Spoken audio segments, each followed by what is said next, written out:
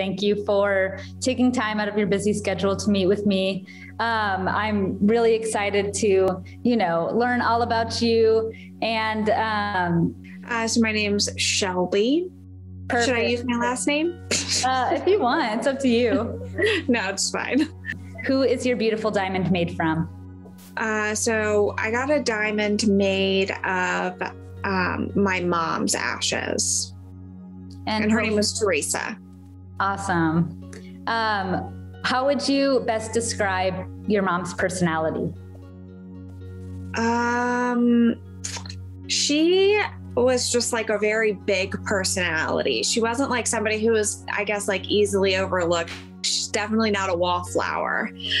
She was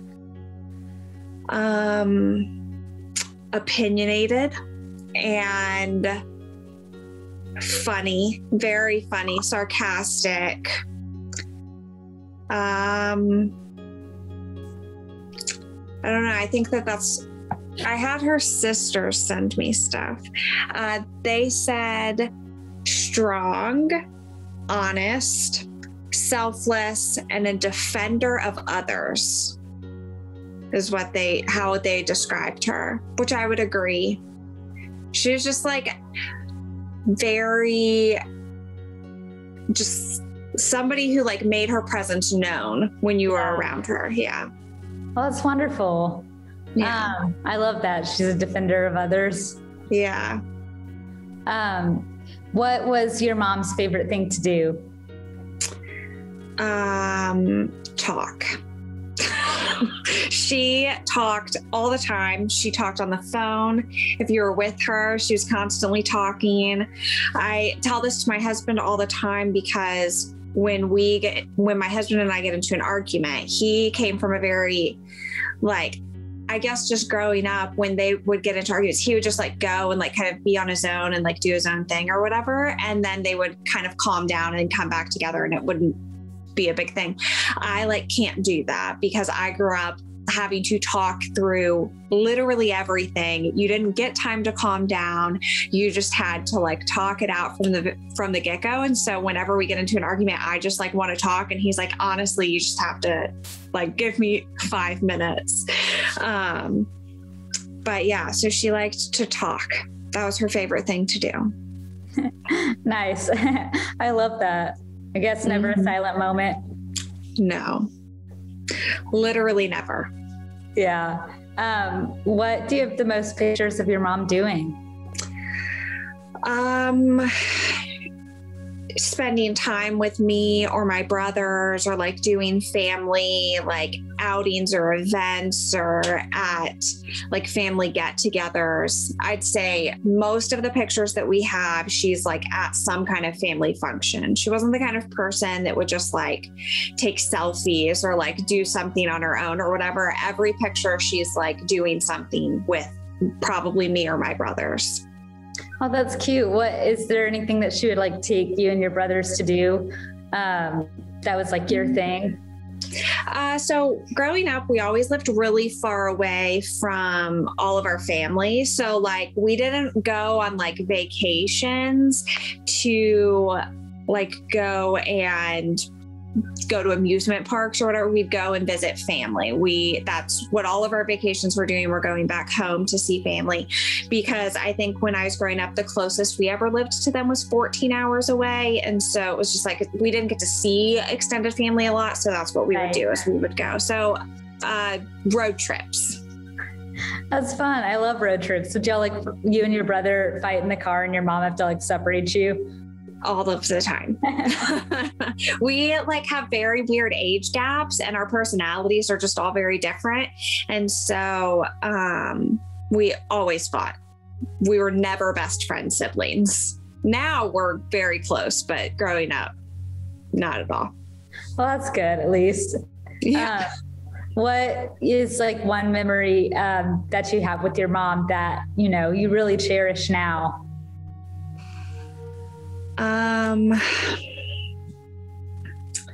Well, there's probably a lot. But I guess most of the times that I'm thinking about right now, she passed less than a year ago. So she passed last June. We're almost at a year. And so I think like right now I have a hard time, like where I'm at, thinking about things from like before she was sick.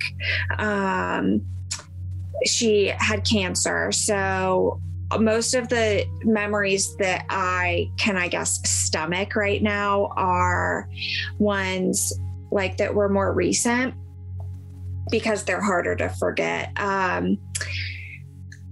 But when she was sick, she like really wanted to go on one more vacation. She wanted to go on a trip. And of course, COVID. So that made it really difficult to plan anything. And so we had originally booked a cruise for June. None of us have ever been on a cruise. So we were going to go on a cruise in June, and that's the month that she passed. And there was a lot of build up to this cruise. Like, it was just like, we needed to go on this vacation. This is what she wanted to do. And so the cruise got canceled. So we ended up instead going to the beach in North Carolina, and we stayed for a week. And it actually was the week before she passed. We were at this beach at this house in North Carolina. And so we went to Corolla, and the cool thing about Corolla is that there are wild horses there. And so I had a Jeep, and we were driving on the beach. It was me, my mom, my like childhood best friend, my husband, and my daughter, my mom's only grandchild.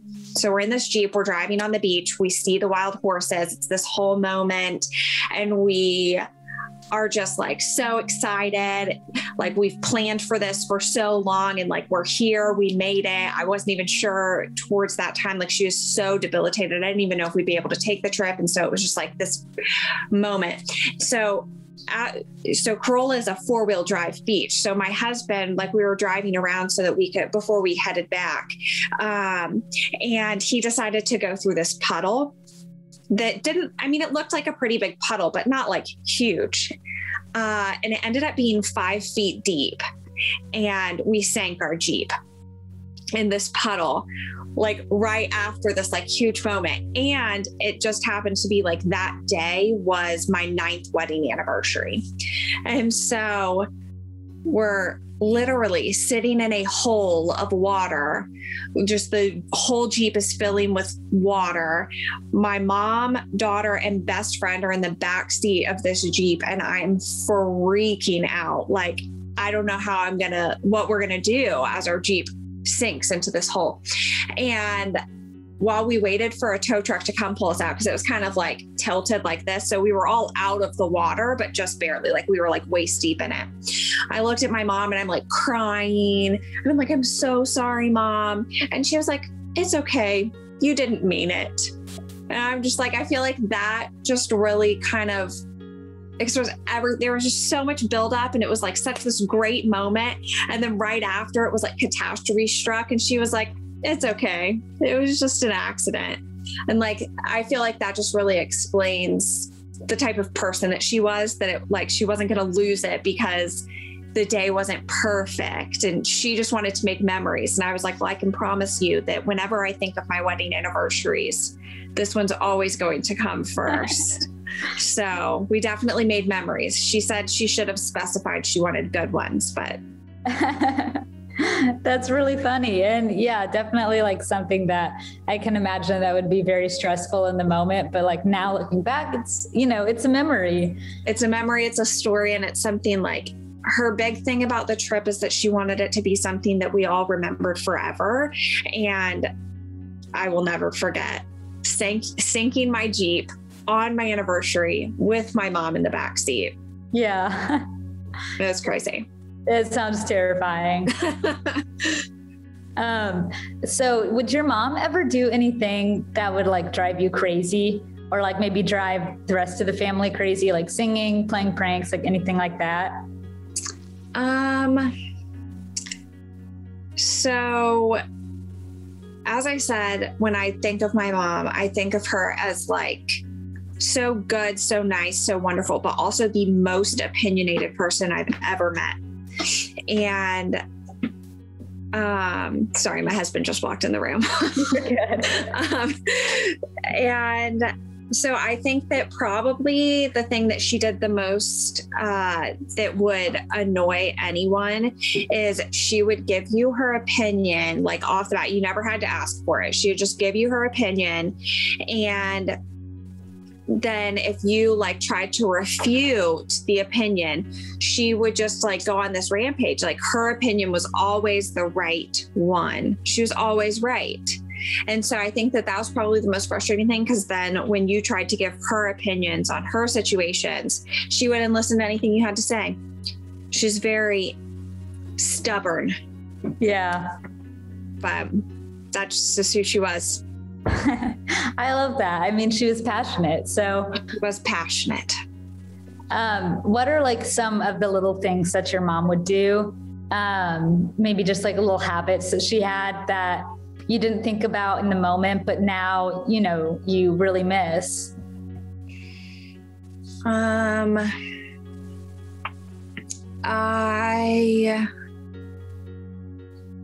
miss that when she came over, she would clean my house because I was never good enough at it. And so she would just do it. And so sometimes I would invite her over just so she would clean my house. And she would do it as like a, you don't do this good enough thing, and complain the whole time. And then she'd do all of the work herself. It was very convenient. I miss just laughing with her. She was so funny. And so like, I feel like every time we were together, we were always laughing. And I miss how she would yell at me and call me the candy Nazi when I would tell her that she couldn't eat an entire big bag of peanut M&Ms in one sitting. I don't know. Those are the things. Let me see if her sister said anything. They miss talking to her on the phone every day. No. Yeah, which I think is what my older brother misses too. I didn't talk to her on the phone every day in the end because she lived with me. But prior to that, like when she was still living on her own, we did talk every day. And she had so many people that she talked to every day on the phone that I have no idea how she had enough hours. Like, she talked to both of her sisters every day on the phone, both of her parents, my older brother, me, and then she had like friends too. I'm just like, you spent all of your time on the phone, 100%. Yeah. But yeah, there's not that many hours in a day. That's impressive. yes. Would you say that like some of the little things that she did have left like a big impact on your life? Like, do you feel like now, like, you know, when you clean, do you think about like, how would your mom do it? Yes. Every single time I do laundry, she used to, like when I was a kid, we would make fun of her because she would always say like, you have to pre-treat your clothes. If you like get a stain on them, you have to pre-treat it in the sink. And so every time I do laundry, I just think of looking at her and being like, pre-treat, because that is exactly what she would say to you all the time, is that that's why your clothes have stains on them, because you don't pre-treat. And I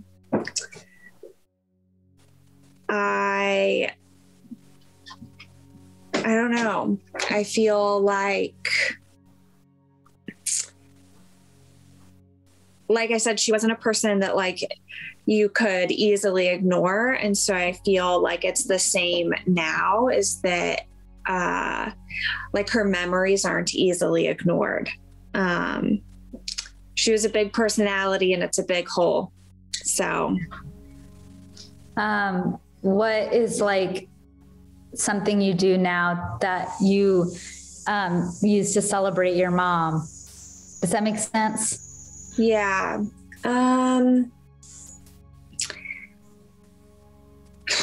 Well, my mom's favorite drink was a gin and tonic. And so every time we have an event that we're using to remember her, we always drink gin and tonics. And even all of my friends know. So like one of my friends always brings the stuff for gin and tonics, and she'll like text me like, for my birthday this year, she brought stuff for gin and tonics. We had a party for my mom's birthday this year, and we had gin and tonics and an ice cream sundae bar. So I feel like that's something that I do now to remember her by, that like wasn't a regular part of my life when she was still here. And I don't know. Sometimes I talk to her. So like I have her ashes here still because we haven't buried them yet. And so I talk to her ashes, and I talk to the diamond now. And before I talked to the diamond, I wore her class ring. And so I was talking to the class ring. I don't know. I usually will just like find something of hers and have a conversation with it. I mean, that's really sweet, you know, like, and I feel like I talk to myself all the time. So I understand that. But would your mom like have any sayings or quotes that she would, you know, repeat a lot, something that was like her mantra, or just like maybe like a movie quote that she loved that she would say? Yeah. She would say, "It is what it is." And every time I say it, my husband rolls his eyes. That was her saying that she kind of picked up after. So I got pregnant when I was in high school.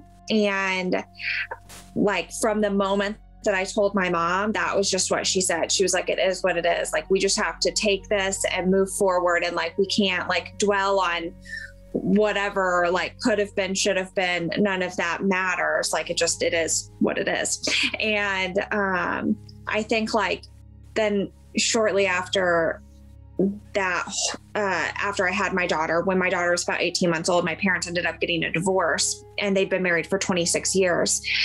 And I think my mom, it really stuck at that point, because then I feel like she kind of adopted that into her own life. Like, it is what it is. I have to just keep on moving forward. Yeah. I mean, that's solid life advice. Yeah. True. It is what it is. Why did you decide to honor your mom's memory by turning her ashes into a diamond? Honestly, I have no like logical response to why I chose to turn my mom's ashes into a diamond, except that my husband and I are huge Shark Tank fans. And my mom had been diagnosed in May, and then the Shark Tank episode that highlighted Eterneva showed in October. And we were watching it, and the minute it came on, I was like, "Oh my God, I've got to do that with my mom." It just like was just like, "Oh, this is exactly what I'm supposed to do," from the minute I saw that episode. So I talked to my mom about it, and she was on board, and then it just became a thing. I don't know. The Shark Tank episode. That's why I decided to turn my mom into a diamond. That's awesome. Yeah. Is there any significance to the color or shape of your diamond? Not really, other than like, just, it's very like classic. And every time I envisioned the diamond, every time I talked about the diamond, I feel like this is what I had in my mind. And so it's round and clear, and the diamond, it looks perfect. But I feel like I don't know why I picked the round shape or the clear color, except that it just is a classic diamond. Are you wearing it right now? Yeah. Could you like show it to the camera? I'd love to see it. Hold on, let me see. I don't know where the camera is on the, oh, here we go. Oh, There perfect. Oh my gosh, that is so beautiful. Yeah. Wow. Yes. There I love she that. is. Wow. Yeah. It's pretty. Yeah. Actually at Eterneva before, we just started this like a couple weeks ago. We set up like a big photography studio where we will capture diamonds. You just got your diamond home recently, right? Yeah. Yeah. So we will like take them in settings, make it like really beautiful. And we captured your diamond. I didn't know whose diamonds we were capturing at the time, but I can send you those pictures. Yeah, that'd be awesome. They're absolutely gorgeous. We took one with your diamond. It's like in a succulent. It's really cute. That's awesome. Yeah. So I'll send those to you. Yeah, that'd be awesome. So just for you to have. What would you say have been some of like the reactions to your diamond? Like when you tell people about it? Yeah. So I was nervous when I was going through the process, and I told people like my close friends and stuff that I was making her into a diamond. But I didn't like tell everyone because I just wasn't sure like what the response would be and if people would think that that was like weird or something. Which like I know doesn't matter because it's my mom and my process, and that's all that really matters. But still, I just was like, I don't know what the reaction's going to be. So I decided that I was going to wait until I had the diamond to do the reaction. And then I made a post about it on my Instagram and my Facebook because it was on my birthday that I got the diamond. So it worked out really perfectly. And I made that post and everybody was like, this is amazing. I didn't even know you could do this. Like, this is so cool. And like a couple people have asked me like what company I used and stuff because they think that that's awesome. And they want to do that with like one of their loved ones. And so I think like it was overwhelmingly positive there. And so I was like, oh, that's pretty cool. But like, maybe they're just being nice. But then in person, I've gotten even more reactions. And when I went to work after, everybody was coming up to me. They're like, do you have it on? Do you have I want to see the ring. And every time I've shown somebody in person, they're like, the pictures didn't do it justice at all. It's so beautiful. Like, that's amazing. That's so cool. And I think the story that I was telling somebody that really drove it home is I was like, the nice thing about it is that my mom and I talked a lot about how there are so many things she's going to miss. Like my daughter is 12 and I was like, well, she's going to miss like my daughter's high school graduation and my daughter's wedding and all of those like important life milestones. And I was like, but now I have the diamond. So she can wear it when she has these events and then it'll be like my mom was there. Mm-hmm. So that's so sweet. Yeah.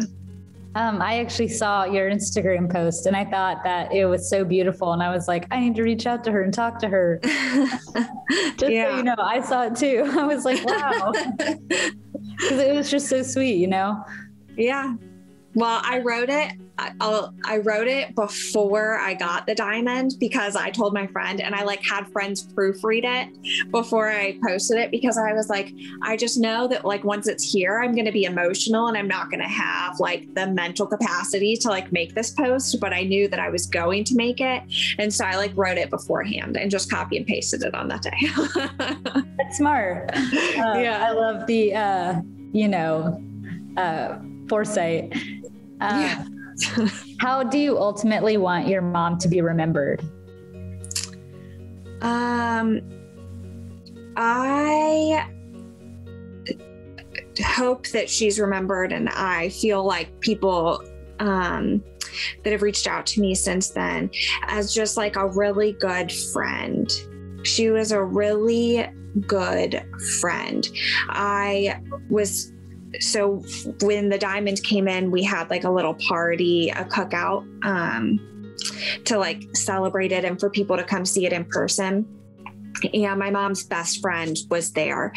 And I told her, I was like, I feel like everybody has like that person in their life that they call, no matter like if it's good, bad, whatever. It's just like the first person that they think to call when anything important in their life happens. And I feel like for most people, you're lucky to be that person for like one other person, you know, like I am probably that person for my husband. And like, that's great. But I don't think that I have a ton of people other than my husband that I'm that person for.